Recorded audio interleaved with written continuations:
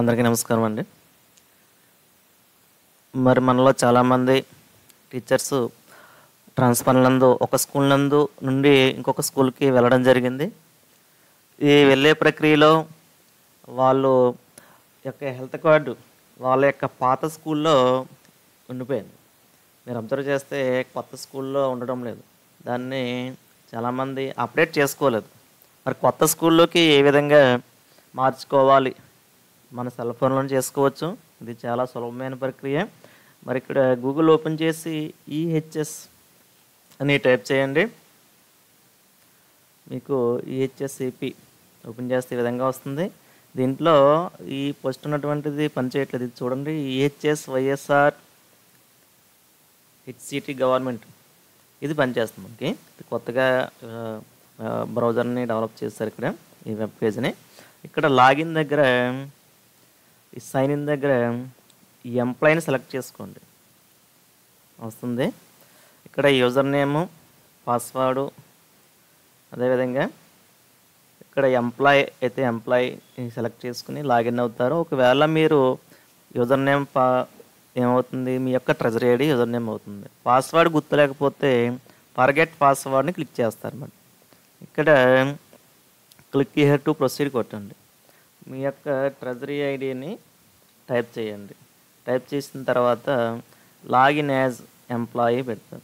ఇక్కడ go click చేసినట్లయితే password send to your mobile number అని మొబైల్ నెంబర్ డిస్ప్లే అవుతుంది. మొబైల్ నెంబరు ప్లస్ ఇంకొకటి మీ యొక్క జీమెయిల్ అవి ఓపెన్ చేసినట్లయితే మీ యొక్క పాస్వర్డ్ చూసి ఇక్కడ టైప్ చేసి లాగిన్ అవ్వండి. లాగిన్ అయిన తర్వాత మనకి మీరు ఫోన్ నెంబర్స్ కనుక మార్చుకోవాలనుకున్నట్లయితే ఇక్కడ ప్లస్ అని క్లిక్ చేయండి. ఇక్కడ మీ ఫోన్ నెంబరు ప్లస్ మీ యొక్క యూజర్ నేమ్ రెండు కూడా ఎడిట్ ఆప్షన్ ద్వారా మార్చుకోవచ్చు. ప్రజెంట్ మీ వర్కింగ్ నెంబర్స్ పెట్టుకోవచ్చు. ఒకవేళ ప్రజెంట్ వర్కింగ్ నెంబర్ లేకపోతే 104కి కనెక్ట్ చేసి కాల్ చేసి మీ యొక్క వివరాలు మార్చుకోండి. తర్వాత మీ యొక్క డీడీఓని ఏ విధంగా మార్చుకోవాలి, అదేవిధంగా మీ యొక్క హెల్త్ కార్డులో మీ యొక్క ఫొటోస్ని కొత్తవి అప్లోడ్ చేసుకోవాలంటే ఇక్కడ ఒక చిన్న ఆప్షన్ ఇచ్చారు మనకి. ఎడిట్ హెల్త్ కార్డ్ డీటెయిల్స్ దగ్గర మీరు క్లిక్ చేస్తే మీ యొక్క కుటుంబంలో ఉన్నటువంటి అందరి సభ్యుల పేర్లు ఇక్కడ వస్తాయి.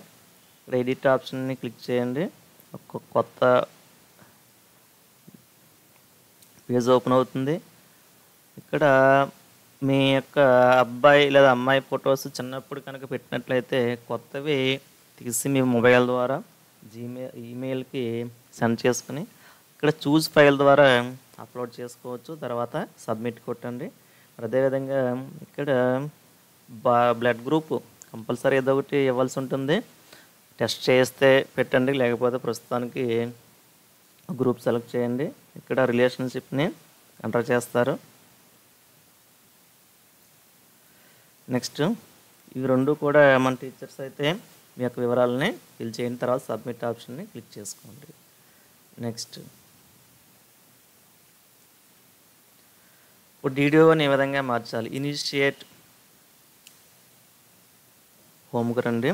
హోమ్కి వచ్చిన తర్వాత initiate new rejected beneficiary select చేసుకోండి. ఇక్కడ if you have not added any beneficiary ఇక్కడ క్లిక్ హియర్ చేయండి.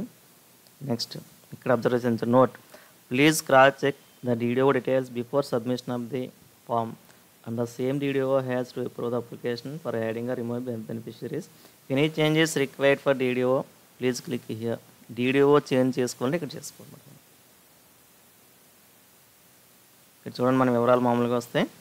తర్వాత ఇక్కడ మన DDOని ఫస్ట్ డిస్ట్రిక్ట్ సేమ్ డిస్ట్రిక్ట్ అయితే ఇదే డిస్ట్రిక్ట్ ఉంచుతారు. నెక్స్ట్ ఇక్కడ మన డిస్ట్రిక్ట్లో ఉన్నటువంటి మీరు ఏ స్కూల్లో ప్రజెంట్ వర్క్ చేస్తున్నారో దాన్ని సెలెక్ట్ చేసి ఇక్కడ సబ్మిట్ కొట్టండి. ఇక్కడ సబ్మిట్ కొట్టగానే ఈ వివరాలన్నీ కూడా మీ ఇప్పుడు ప్రస్తుతం పనిచేస్తున్న DDO వివరాల్లోకి వెళ్తాయి. మరలా ఏం చేయాలంటే ఆ కొత్త DDO గారిని మీరు ఒక ప్రజెంట్ ఉన్నటువంటి HM గారిని చిన్న రిక్వెస్ట్ పెట్టండి. వాళ్ళ DDO లాగిన్లో ఇక్కడ వచ్చినటువంటి వివరాలని యాక్సెప్ట్ చేయమని చెప్పాలి. అప్పుడు మీకు కొత్త స్కూల్ లాగిన్లో మీ యొక్క వివరాలు వస్తాయి. Okay, thank you.